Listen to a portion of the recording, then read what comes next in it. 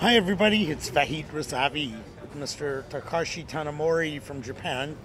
He's a Japanese American and he was the survivor of the Hiroshima bombing on August 6, 1945 at 8:15 in the morning. I'm here today to hear his story.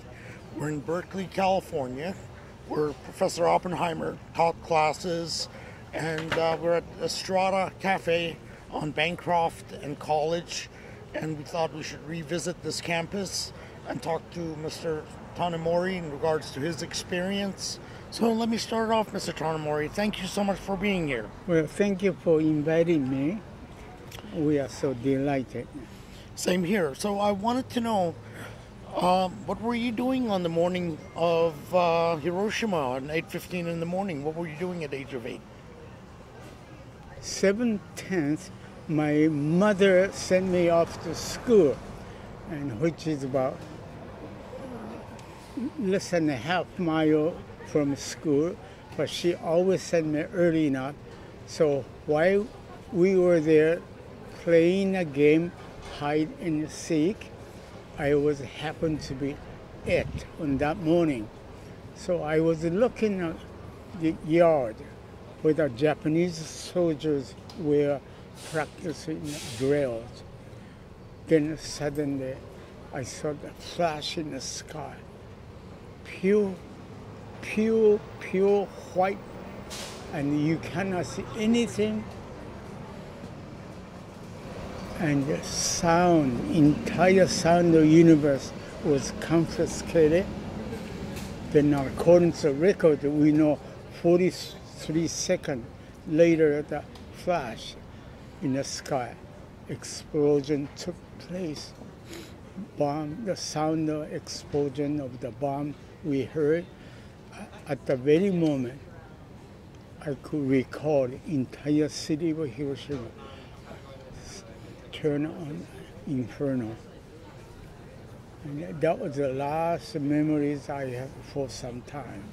All the buildings were wooden, or were you in a cement building that survived? No, we are wood frame building, and the 3-story high wood frame, but everything just, and from my recollections, perhaps I was blown off about 30 or 40 miles or 40 feet away from I was standing. And so, Mr. Tanemori, yeah. What did you hear and experience when you were under the rubble of the atomic bomb? What was the sounds, the smell? What did it feel like? It was pitch dark.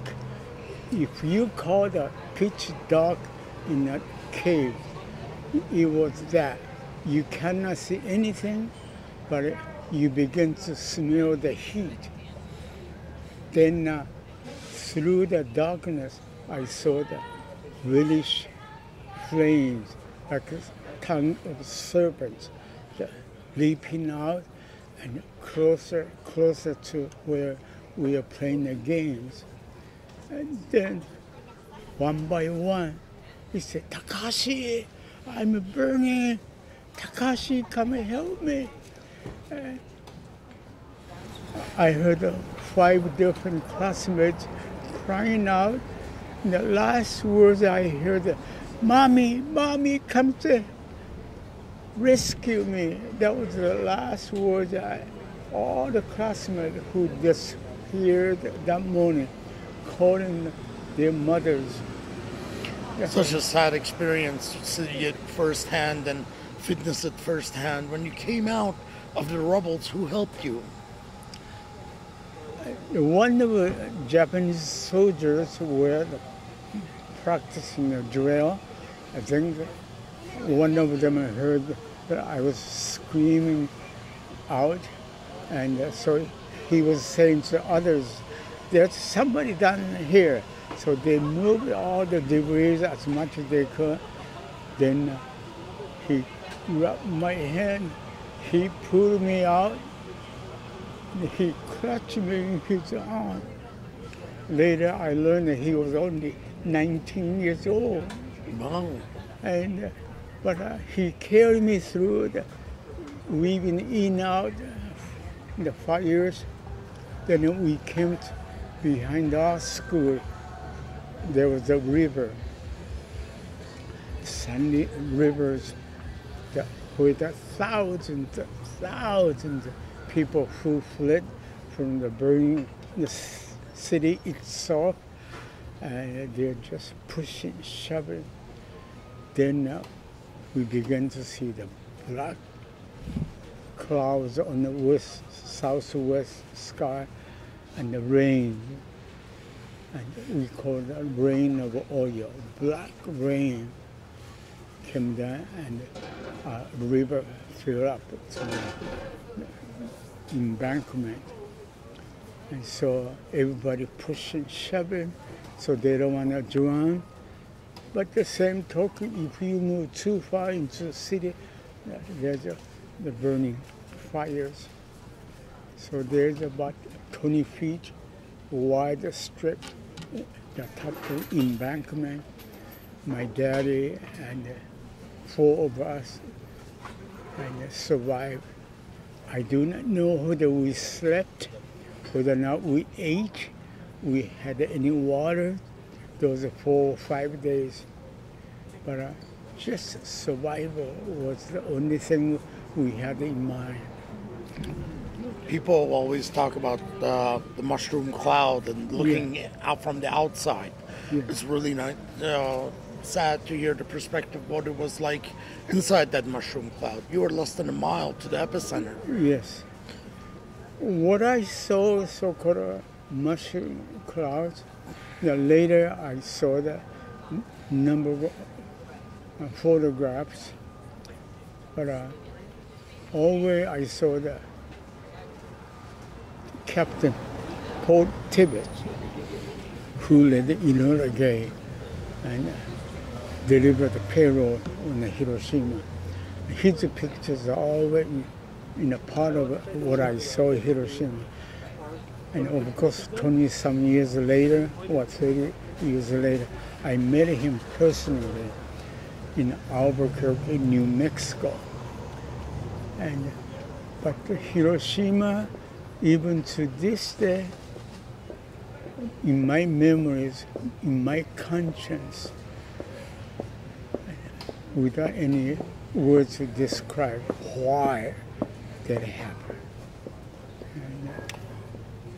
You were really close to your family at the age of 8. Yes, I was. Your dad wasn't in the military, but he was raised in samurai background. Yes, my father belonged to Shogun Tokugawa, the rank number 9 in the rank. And Shogun Tokugawa had 60 different families comprised the Shogun dynasty. We are number 9. So whatever that meant, but my father was very strict and followed. He always said, "My son, don't you ever compromise the truth to lose self-respect. Once you lose self-respect, there's no price in the world to buy it back. So my son, honor your heart with truth." That was my daddy's teaching. Then he said one more thing. He always said something important. He said, "Son, one more thing." And he said, "Son, just remember, Tanemori blood running in your vein. So always honor your heart with truth, regardless of consequences or outcome." So how did you survive after the bombing? I mean, the city was destroyed. What did you do in order to survive? My father had the chance to brought us back to Kotachi village, about 60 miles interior from city of Hiroshima, where my mother's side, the mother was living. Okay. And so we returned, and my sister, older sister, myself, and the grandparents. So 6 of us returned. Then 2 other sisters, older sister, who were evacuated during World War II, returned to us. But when my father passed away on September 3rd, 1945, the whole energy of the village has changed. I was considered like done, and no one trusted me because I didn't have a proper parental upbringing. So, but to maintain who I am, Takashi Tanemori, I had to do anything, everything, even against the cultural emphasis, so-called conformity. In Japan, in order to survive in Japan, you have to conform what other people do. Like nail stick out on the floor, they're gonna bang you, and how many times they bang me, I'm not sure. My head on the nail already gone by the time they finish banging me. But it was the belief that my father taught me, son, always honor your heart, was true, regardless of outcome, that kept my heart intact. Let me ask you, Mr. Tanemori. Yes. You decided to come to the U.S., and actually before that, you had a hard time at the age of 16. Yes. What was all that about? Since I wasn't received because I wasn't willing to conform to the cultural demands, just everybody doing the things, and you got to do part of that in order to survive. But I just couldn't bow down, so I was considered, I mean, I don't know what word they use. I was an outcast. And so at that time I said, why do I have to live my life like this? Then I reached a conclusion, all because America dropped a bomb in Hiroshima, took my father, destroyed my family. At that very moment, as the number 1 son of a samurai family, my duty is to avenging the death of my father. So it took the next 10 years to find a way to come to America. No. And those 10 years was really, I cannot tell you, every night when I go to sleep, revenge. Next morning I woke up, revenge, and revenge. Revenge was my friends, my supporters, all. Then just to let you know, forward in my story, one day I was in the city of Hiroshima office, and the gentleman said, "Did you know, Mr. Tanemori, the American government extended its merciful hand to survivor of Hiroshima, and so they create new immigration quotas. So when you go to America, you will be receiving American family who's going to open arms. You will hear the children singing, laughing, all that." So on June 24th, 1956, I landed in Fresno International Airport. In Fresno? Yeah, Fresno. Fresno has an international airport or national? That's it. It was an airport. Yeah, there was an airport. And as soon as we got off the plane, we were escorted to the farming truck. And truck against the building. So we got on a truck, they closed the tarp. You cannot see anything outside. It's smelly, farm. Then about 2 hours later, we got off, and the guy said, I think he said, "Get off."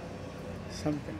But it was the camp, number 18 Kawasaki Migrant Labor Camp, which was a part of the ABCC Commission. And where I was there about 4 months, I got food poisoning. I must have been eating too much McDonald's hamburger those days. Anyway, I got food poisoning. Then for next total 6 months, I have been hospitalized from one hospital to next. So ended up the Modesto State Hospital in Modesto, California. That was a crazy hospital. So let me get this straight. What was the purpose of the camp that you were in? Was it for immigrants from Japan, or was it for everybody? Basically, I was told through the Japanese interpreter that American government extend its merciful hand for survivor of Hiroshima to be received by Americans. But instead, individual family who received me, but I was sent migrant labor camp, which part of ABCC. Now, that was pretty kind to send you to a migrant labor camp after bombing your city and killing your father and mother and your sisters. That's not much of a hand in terms of supporting people that are affected by war, is it? Yeah, so, question is why? And they never answered me. Then later, of course, I found out why the bombing in Hiroshima, this and that, by the President Truman. But my concern was that I did not know just a migrant labor camp was a part of the ABCC, and studying how the radiation impacted individual. And I wonder, when you went to Modesto and you were ill and you had to go to the hospital there, you said that for 6 months you were being lab tested and experimented on because of your radiation and the exposure you had to an atomic bomb. Yes. What was that experience like? Well, for example, they gave me the pill, like give it to the horse, and they had the electrical treatment. They call it electrical treatment. You are strapped on the girdle, but when they turn the switch on, my body, even I strapped by the leather, and my body about 3 or 4 inches raised, and then they did spinal taps. Each time I was there, they did spinal taps, sometimes once, sometimes twice, and that took my banging headache. In order to diffuse the pain in your head, you just sitting against the wall, bang, bang, bang, bang, in order to diffuse the pain of the... Yeah, I remember having a spinal taps done on me. It's not, it's very painful, just the whole experience. And of course, I can't imagine what electric shocks would do to a person. Yeah, sometimes they did twice a week, and they left me on the floor, left on the gurney, and until next day or whatever it might be. And so I was angry, and because of my emotional anger to such a degree that even the male nurse, they always came 2 or 3, not one single nurse, male nurse came to visit. So there I decided, if I behave like this, I never get out here. So I made up my mind. From next morning on, big smile. Isn't that wonderful, beautiful sun? We saw a little window, through the window, sun coming through, and my change of attitude just wants to get out there. It made a difference.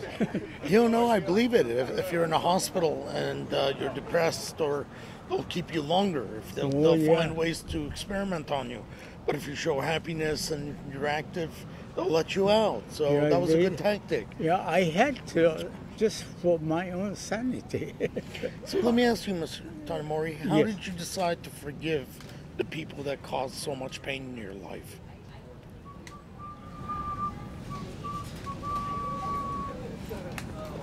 Well, my father's, the last dying words on September 3rd, 1945, he said, "My son, your father taught you many things how to live by the principle of the samurai. But one thing I want you to learn, the forgiveness. Forgiveness will set you free." So I asked, "What do you mean? Forgiveness will set me free from what?" From to help you to overcome of yourself of yesterday. That's my daddy. The greatest victory is overcoming of yourself of yesterday. Whatever happened yesterday, today, new beginning. And so that was my father's teaching. You always overcome of yesterday. Okay. Well, that's very powerful. I commend you for that. It takes a very strong person to be able to forgive like that. I wish I had that power in me. No, I have to learn from you. You know, later, of course, I came to know Christ as personal Savior. And that, through this spiritual transformation, helped me, but physically, mentally, emotionally, psychologically, to maintain who I am. The edge, blood of Tanemori is running in my vein, you know. That really helped me. Let me ask you, Mr. Tanemori, what do you think of the people that dropped the bomb? You forgive them, but you don't forget, do you? Yeah, I have clearly stated, Truman, what you have done by dropping the bomb in Hiroshima, destroying my city, my family, even confiscate my life, part of my life. But it is forgiven. But never forgotten. Let me ask you, do you view it as a crime against humanity, what happened in Hiroshima and Nagasaki with the civilian deaths? When you study the bombing of Hiroshima, and it happened to be second bomb, the Fat Man is at Nagasaki. But the Hiroshima was calculated. They have studied geographical layout and everything else. So I understood bombing of Hiroshima. The little boy was exactly what they designed to destroy and destroy, shall we say, non-productive citizen, according to like a Nazi in the German day. But the bombing of Nagasaki happened to be accidental. It was the second target. Yeah. It wasn't an accident. They just targeted two cities. Yeah, accidental. And again, to study this, and Leslie Grove, who was the director of the Manhattan Project, who said,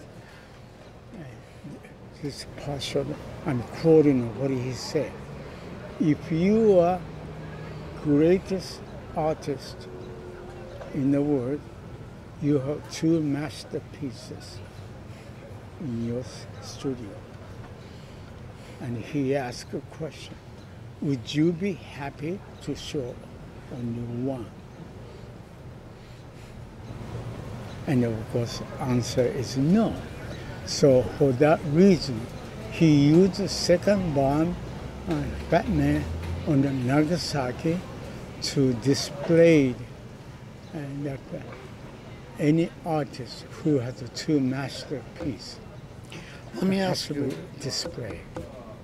Let me ask you. Robert Oppenheimer Yes. was a professor here in Berkeley. Yes, You came to Berkeley. You Yes. decided to live here. Yeah. You had children here. Yes. What do you think of Robert Oppenheimer? I never met him, even though I tried, but I met one of shall we say, another scientist. His name is Dr. Paul. What's his name? They have a library in Lafayette. Okay. What's his name? That's okay. We can skip the name. He served 10 different presidents. It's tip of my tongue, but I was going to meet him one morning. Then he discovered that I was a survivor of Hiroshima, so he scrapped that. Now, since then, I met his son, one of his sons, and we've been friends ever since. But it is important for me, again, according to my dad's greatest gift, he was, as my father gave to me, instructed me to learn to forgive, then to live for the benefit of others, then we all benefit. That was my father's almost a mantra. Every chance he had a son, learn to forgive, then live for the benefits of others first. Well, you have a very kind heart. I'm curious what your thoughts on Hollywood is. Hollywood has produced a movie called Oppenheimer. Hollywood is only, an hour away from Berkeley on a flight? And what do you think of a movie being made about the man who brought us the bomb, but not one made about the victims of Hiroshima and Nagasaki? Fortunately or unfortunately, I never saw that movie or documentary, so I cannot give it any of my personal opinion as such. But he was rejected by his own people. He was sort of rejected. He later on, Oppenheimer committed suicide because he wasn't able to overcome his own. But for me, teaching my daddies, I have overcome by the grace of God to learn to forgive, then to live for the benefits of others. And that's to me the greatest gift God has given to me. So when I became an American citizen, I just want all immigrants feel the same way I do as an American citizen. Proud, I am American. That's wonderful. Oh, I tell you, so many people come to America and demonstrate their hate. Then I said, why don't you stay home? Why don't you jump in the ocean and drown yourself? But it is. You cannot help to love America. What America has gone through, like the battle with Iwo Jima. I mean, just and the landing of Normandy beach. Yeah. When you see those two instances alone, I mean, you just cannot express the gratitude. And here I am, even though America treat me harshly, but yet at the same time extend its open arms for me that I became proud Americans. I am Americans. That's wonderful. Let me ask you, Mr. Tanemori. Yes. Right now, the world is facing a global conflict, as you know. Everywhere seems to be nuclear weapons and technology being proliferated. Mm-hmm. What are your views on what's happening in the Korean Peninsula and the potential threat of nuclear weapons in that region? Well, that takes about 5 hours to explain to you. No, we'll take it in 2 minutes. Yeah. From the studying the history in the Japan after World War II, and studying the surrender treaty by the Douglas MacArthur, and I learned one thing.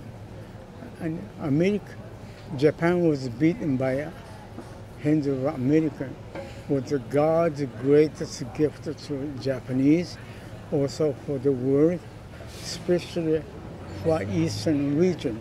Today, North Korea and China's muscling its military powers, trying to control. But Japan, little tiny island, like we said, Japan was like salt, and not only preservative, but also maintain give it a flavor to the food. And the Japan was such a place. Douglas MacArthur place maintained his such a anti-communist spirit. According to MacArthur's war doctrines, Japan became single nations. Did you know Japan was subjected to divide in 4 divisions? Yep. But the Douglas MacArthur is the one. No, that Japan has to be one nation, and even against the Truman. And so Douglas MacArthur is my hero. Douglas MacArthur is your hero. That's great. He's my hero. And you know, this is what amazes me. There's a lot of people in the world that are in conflicts and are in war, and they keep holding that resentment towards the other side. They keep holding that hate. You go to their buildings, the buildings are not renovated, they have bullet holes in them, Yes. but yet you were able to forgive and you were able to have compassion towards the people that took away your own family. How are you dealing with that? Well, according to American military government, that I was told I am only among the 2% of survivor for some 1 mile radius from ground zero. Only 2% survivor of the 1 mile radius around ground zero. Yes. Wow, that's amazing. So exactly 1,164 meters from ground zero.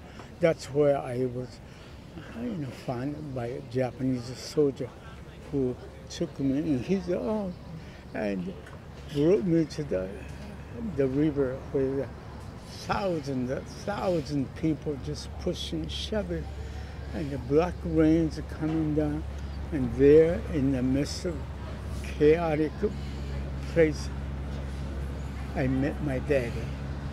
And when my daddy took me in his arms from the soldier, I don't know, even to this very moment, I could feel the strength.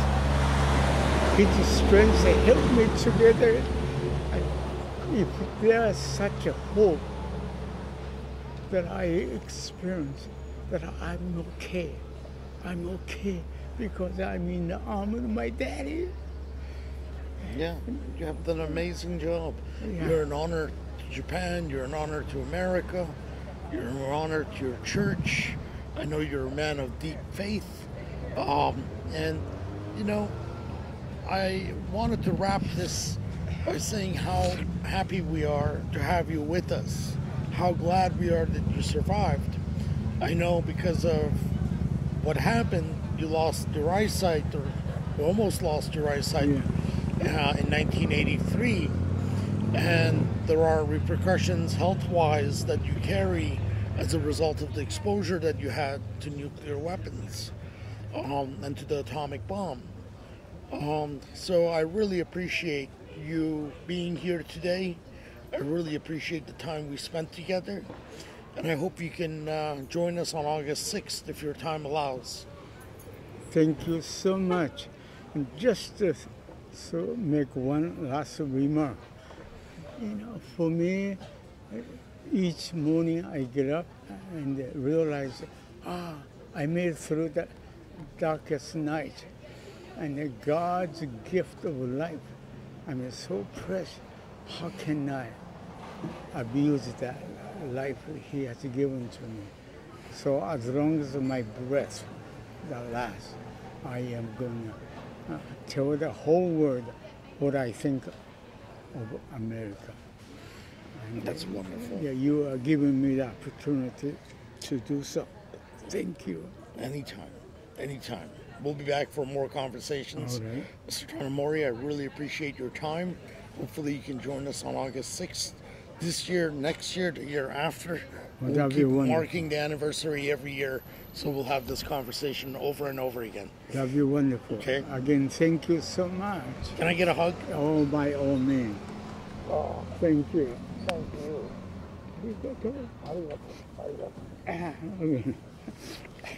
My nose is running. Thanks. Thank you. Yep. We got to get going. Yep. Sorry, Winter